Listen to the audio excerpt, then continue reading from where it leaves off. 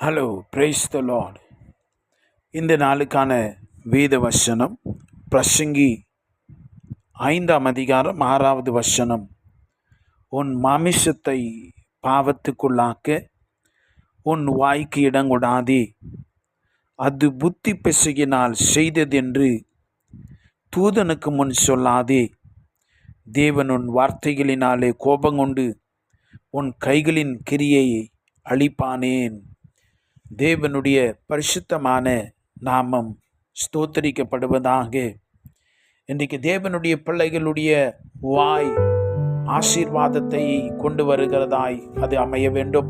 மரணமும் ஜீவனும் நாவின் அதிகாரத்திலே இருக்கிறது என்று தேவன் சொல்லி இருக்கிறார்.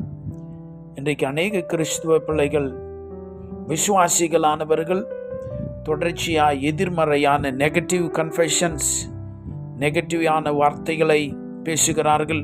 அது எங்கிருந்து வருகிறது? மனதிலே தோன்றுகிறவைகள் தான் வாயிலே வருகிறதா இருக்கிறது. எங்களுடைய மனம் இன்னும் பழைய ஆளுனுடைய கண்டிஷன்ல இருக்கிறது. நீங்க விசுவாசிகள் தான், ஆனால் உங்களுடைய மனம் பழைய மனுஷனுடைய மனமாகவே இருக்கிறது. தேவதூதன், பரலோகத்திலிருந்து அனுப்பப்பட்ட தேவதூதன், நீங்கள் என்ன வார்த்தை பேசுகிறீர்கள் என்று அவன் கவனிக்கிறான். விசுவாச வார்த்தைகள், தேவ வசனம், தேவனை உடைய சித்தத்தை பேசுகிற வார்த்தைகள், அதை கவனித்தவன் பரலோகத்துக்கு கொண்டு போகிறான். இன்றைக்கு நம்முடைய வார்த்தைகளே நம்முடைய எதிர்காலத்தை தீர்மானிக்கிறதா இருக்கிறது. அதனால நான் என்னவோ தெரியாம பேசிட்டேன்னு சொல்லி பேசிட்டு அப்புறம் வருத்தப்படுவது சரியல்ல.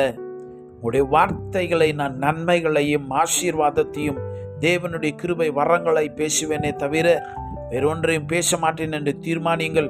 முற்றுப்புள்ளி வையுங்கள். Put a full stop to the nonsense words. அறிவில்லாத பேசுகிற வார்த்தைகளை விட்டு விடுங்கள். தேவன் இந்த வார்த்தைகளினாலே உங்களை ஆசீர்வதிப்பாராக. நாம் செபிக்கலாம்.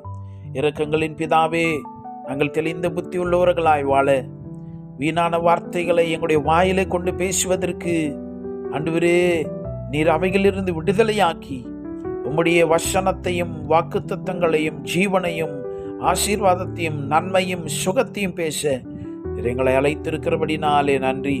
அந்த கிருபை வரங்கள் எங்களுக்குள்ளே பெருகட்டும் ராஜா. உம்முடைய இரக்கத்தையும் கிருபைகளை நாங்கள் உணர்ந்து வாழ எங்களுக்கு தயவு பாராட்டியறலும். இந்த வார்த்தைகளுக்காய் நன்றி சொல்லுகிறோம். இயேசுவின் நாமத்தில் செபிக்கிறோம் பிதாவே, ஆமேன். God bless you.